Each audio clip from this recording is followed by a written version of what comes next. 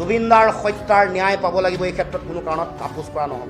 জুবিনদাৰ হত্যাৰো এই গোটেই প্ৰক্ৰিয়াটোত বিজেপি চৰকাৰ আছিল, তেওঁলোকে সঠিক তথ্য নিদিলে আগন্তুক দিনসমূহত অপৰাধী যদি সাৰি যায়, মুকলি আকাশৰ তললৈ ওলাই যায়, তেতিয়াহ'লে অসমৰ ৰাইজে আৰু আমি কোনেও এই কথা কেতিয়াও ক্ষমা নকৰোঁ।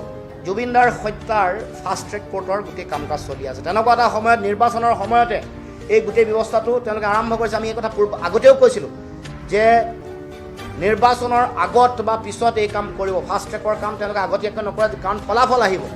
ফাষ্ট ট্ৰেকত কৰিলে সোনকালে ফলাফল আহিবৰ কাৰণে নিৰ্বাচনৰ আগে আগে বা নিৰ্বাচনৰ পাছত এই কাম কৰিব বুলি আগতে কৈছিলোঁ। সেই কামটো আমাৰ যিটো ভৱিষ্যতবাণী প্ৰমাণ হৈছে।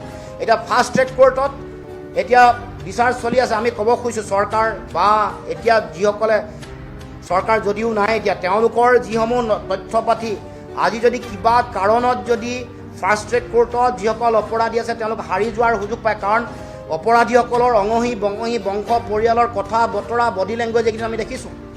তাৰ পাছত আমি ক'ব খুজিছোঁ যদি কিবা কাৰণত যদি তথ্যৰ যদি তেওঁলোকে সঠিকভাৱে দিব নোৱাৰাৰ কাৰণে যদি কিবা কাৰণত হাৰি যাব লগা হয়, তেতিয়াহ'লে বিজেপি চৰকাৰ জগৰীয়া হ'ব।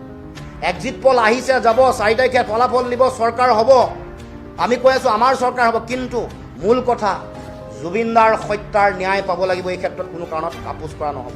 আৰু সেইকাৰণে আমি ক'ব খুজিছোঁ এই গোটেই ফাষ্ট ট্ৰেক কোৰ্টত চলি থকা বিচাৰ প্ৰক্ৰিয়াত যদিহে ক'ৰবাত যদি তথ্যৰ ক'ৰবাত যদি তেওঁলোকে সঠিকভাৱে তথ্য, যেনেকৈ এগৰাকী ব্যক্তিৰ ধৰ্ষণ কৰি হত্যা হোৱাৰ পাছত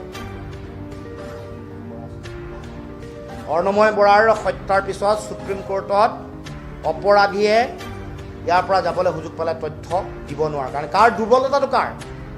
দুৰ্বলতা চৰকাৰৰ, ৰাজ্য চৰকাৰ, কেন্দ্ৰীয় চৰকাৰ।